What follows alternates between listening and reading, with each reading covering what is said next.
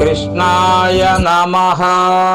భగవద్గీత 5వ అధ్యాయము కర్మ సన్యాస యోగము 12 నుంచి 22 శ్లోకాలు భావాలు. యుక్తః కర్మ ఫలం త్యక్త్వా శాంతిమాప్నోతి నైష్టికీం అయుక్తః కామకారేణ ఫలే సక్తో నిబధ్యతే. యోగయుక్తుడు కర్మ ఫలాలను విడిచి భగవత్ ప్రాప్తి రూపమైన శాంతిని పొందుతాడు. యోగి కాని వాడు ఫలాపేక్ష ప్రేరణ చేత కర్మ ఫలంలో చిక్కుకొని బద్ధుడవుతాడు. సర్వకర్మాణి మనసా సంన్యస్యాస్తే సుఖం వశీ నవద్వారే పురే దేహి నైవ కుర్వన్న కారయన్. ఇంద్రియాలను వశపరుచుకొనిన జీవుడు సమస్త కర్మలను మనస్సు చేత సన్యసించి ఏమీ చెయ్యక ఏది చెయ్యించక 9 ద్వారాలు కలిగిన శరీరం అనే పట్టణములో సుఖంగా ఉంటాడు.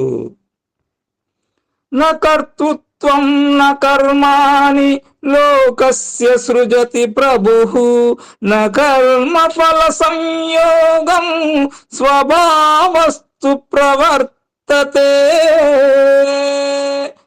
భగవంతుడు లోకానికి కర్తృత్వమును కలిగించడు, కర్మలను తగిలించడు, కర్మ ఫల సంబంధమును కూడా కల్పించడు. సహజమైన ప్రకృతియే అలా చేయిస్తూ ఉంది. నా దత్తే కస్యతి పాపం నచైవ సుకృతం విభుః అజ్ఞానేనావృతం జ్ఞానం తేన మూయంతి జంతవః. భగవంతుడు ఎవరి పాపపుణ్యాలు గ్రహించడు. జ్ఞానము అజ్ఞానము చేత కప్పబడి ఉంది, అందుచేత జనులు మోహాన్ని పొందుతున్నారు. జ్ఞానేన తు తజ్ఞానం యేషాం నాశితమాత్మనః తేషామాదిత్యవజ్ఞానం ప్రకాశయతి తత్పరం. ఎవరి అజ్ఞానము ఆత్మజ్ఞానము చేత నశించిందో అట్టి వారి జ్ఞానము సూర్యుని వలె పరబ్రహ్మ స్వరూపమును ప్రకాశింపచేస్తుంది. తద్బుద్ధయా తదాత్మానః తన్నిష్టా తత్పరాయణాః గచ్చంచ పునరావృత్తిం జ్ఞాన నిర్ధూత కల్మషాః. పరమాత్మయందే బుద్ధి గలవారు, పరమాత్మయందే మనస్సు గలవారు, పరమాత్మయందే నిష్ట గలవారు, పరమాత్మే పరమగతి అని భావించువారు, జ్ఞానము చేత పాపమును పోగొట్టుకున్నవారు జన్మరహితమైన మోక్షమును పొందుతారు. విద్యా వినయ సంపన్నే బ్రాహ్మణే గవిహస్తిని శునిచైవ శ్వపాకే చ పండితాః సమదర్శినః. విద్యా వినయము కలిగిన బ్రాహ్మణుని యందు, గోవునందు, ఏనుగునందు, కుక్కయందు, కుక్క మాంసము వండుకునే వాని యందు సమదృష్టి గలవారు జ్ఞానులు.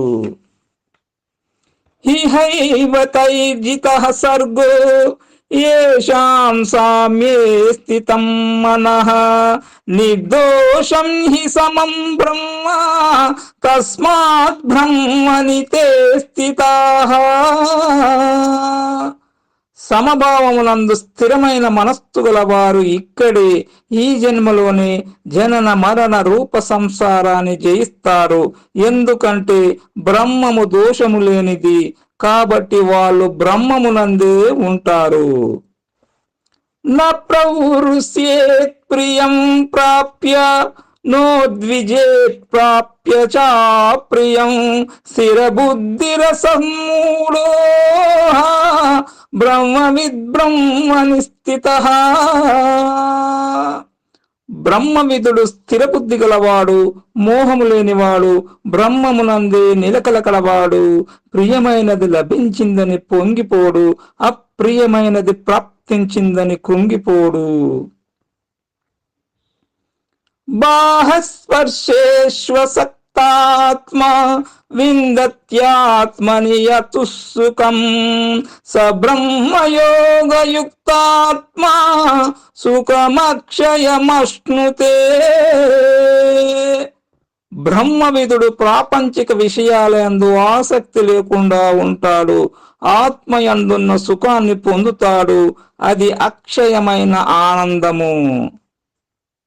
ఏ సంస్పర్శజా భోగాః దుఃఖయోనయ ఏవ తే ఆద్యంతవంతః కౌంతేయ న తేషు రమతే బుధః.